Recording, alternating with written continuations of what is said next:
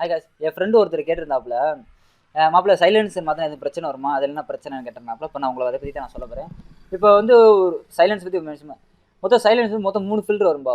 வண்டி ஒரிஜினல் வண்டி எந்த வண்டி வந்தாலும் ஒரிஜினல் வர வண்டி மொத்தம் 3 ஃபில்டர் வரும். பொல்யூஷன் ஃபில்டரு, சைலன்ஸ் ஏர் ஃபில்டரு, உள்ள டஸ்ட் ஃபில்டரு, மொத்தம் 3 ஃபில்டர் வரும்.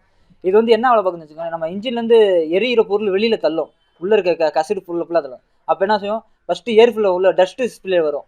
டஸ்ட்டை உள்ளே நிப்பாட்டிட்டு அதுக்கப்புறம் வெறும் ஏர் ஃபில்ல தள்ளும். அது பொல்யூஷனு உள்ள பொல்யூஷனில் ஏர் ஃபில்லை உள்ளே இழுத்து அந்த உள்வாங்கி அந்த வெளியில் தள்ளும். அது 2வது வேலை பார்க்குது. 3வது வந்து டஸ்ட் ஸ்ப்ரே, வெறும் புகையை மட்டும் வெளியே கழிட்டு அந்த உள்ள இருக்க டஸ்ட்டு ஃபுல்லாக உள் தாங்கின்னு வச்சுக்கோம். மொத்தம் 3 ஃபில்ட்ரு இது பார்க்குற வேலை. இது வந்து எப்படி இப்போ நீங்கள் கேட்டிங்கன்னு வச்சுக்கோங்களேன், இன்ஜின் வேலை வர்றது வைக்கிற ஒயிட் ஸ்மோக் வருதுன்ற 10 பேர் சொல்லுவாங்க. ஒயிட் ஸ்மோக் வருது ரொம்ப வருது, அதே மாதிரி பிளாக் ஸ்மோக் ரொம்ப வருது வைக்கிது, நம்ம என்ன பண்ணலாம் வைக்கலாம் நிறைய பேர் கேட்டிருப்பாங்க. அப்போ இந்த மாதிரி வர நேரத்தில் என்ன செய்யணும்னா, சைலன்ஸரை கழட்டிட்டு இன்ஜின் ஸ்டார்ட் பண்ணிட்டு வெறும் இன்ஜினை ஓட விட்டு உள்ளே இருக்க கசிப்பில் வெளியே வரும். சைலன்ஸுக்கு வாட்டர் வாஷ் கொண்டு போய் உள்ளே அந்த வாட்டர் வாஷ் தண்ணி பண்ணுவாங்களே, அதை வாட்டர் வாஷ்கில் விட்டு இங்கிட்டிருந்து இந்த சைலன்ஸ் ஃபுல்லாக நம்ம எடுத்துன்னு வச்சுக்கோங்க. உள்ளே இருக்க கசிடு, அந்த எரிஞ்சு போன பொருள், அந்த ஆயில் தன்மை, இது ஃபுல்லாக உங்களுக்கு வந்துடும். மேக்ஸிமம் அதுக்குள்ளே இருக்க டஸ்ட் ஃபுல்லாக வந்துச்சு என்ன ஆயிரும், உள்ளே இருக்க டஸ்ட் ஃபுல்லாக வெளியில் ஏறிடும். அப்போ வந்து நீங்கள் அடுத்து வந்து உங்களுக்கு ஒயிட் ஸ்மோக் வர வாய்ப்பு இல்லை. அதுக்கப்புறம் வந்து அந்த எரியிற கருப்பு போக வராது, எந்த பிரச்சனையும் வராமல் இருக்கும். அதே மாதிரி இப்போ சைலன்ஸ் 10 பேர் மாற்றி விட்றாங்க, அந்த சவுண்டு எனக்கு வேணும் வைக்கணும் அப்படின்றது. அதை நம்ம இப்போ மாற்றி விட்றோம்னு வச்சுக்கோங்களேன், அது வந்து பொல்யூஷன் வந்து 3 ஏர் வந்து வரும். அப்போ மைலேஜ் வந்து உங்களுக்கு டிராப் கரெக்டாக தரும். இது பண்ணும். அது இப்போ நம்ம சவுண்டு வந்து என்ன பண்ணால், அது வந்து பொல்யூஷன் வந்து அது வந்து எப்படி சொல்கிறது, ஃபில்டர் எதுவுமே வராது, ஓப்பன் டைப்பாக தான் வரும்.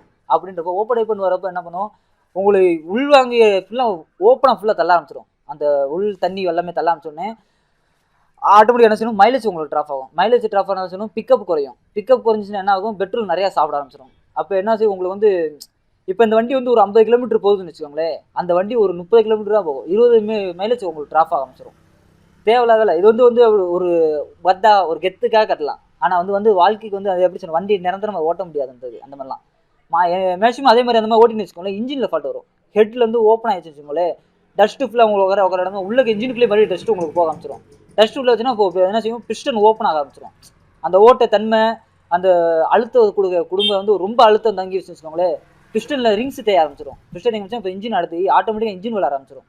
இந்த இதெல்லாம் போட்டு விட்றதெல்லாம் வந்து ரொம்ப தவிர்க்க வேண்டிய ஒரு விஷயம். வண்டி ஒரிஜினல் எதுக்கு ஒரிஜினல் போட்டு விட்றாங்க, வண்டி கரெக்டாக இருக்கணும், கரெக்டாக மெயின்டெனன்ஸ் பண்ணணும், வண்டி எந்த பிரச்சனை இருக்காது, ஒரிஜினல் போட்டு இது நம்மளா பண்ணி ஆல்டர் பண்ணி வைக்கிறதுல வந்து நீங்கள் வண்டிக்கு நிரந்தரம் கிடையாது.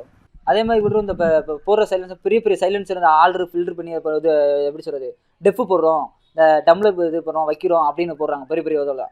அது வந்து இப்போ நம்ம நார்மல் வண்டி பார்த்திங்கன்னா வெளியில் வர போக வந்து சின்ன ஓட்டையாக தான் வரும்.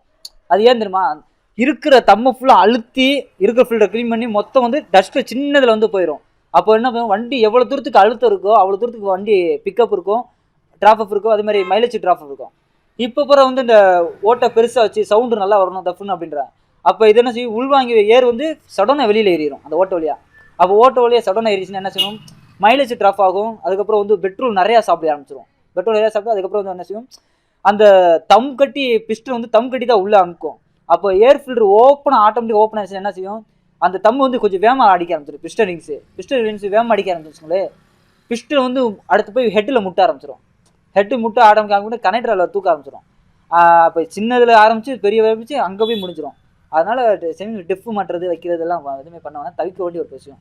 ஒரிஜினல் அதை மாட்டிங்கன்னா வண்டி உங்களுக்கு எந்த பிரச்சனையும், இன்ஜினில் எந்த பிரச்சனையும் வராமல் கரெக்டாக இருக்கும், கரெக்டாக மெயின்டெனன்ஸாக ஓடும்.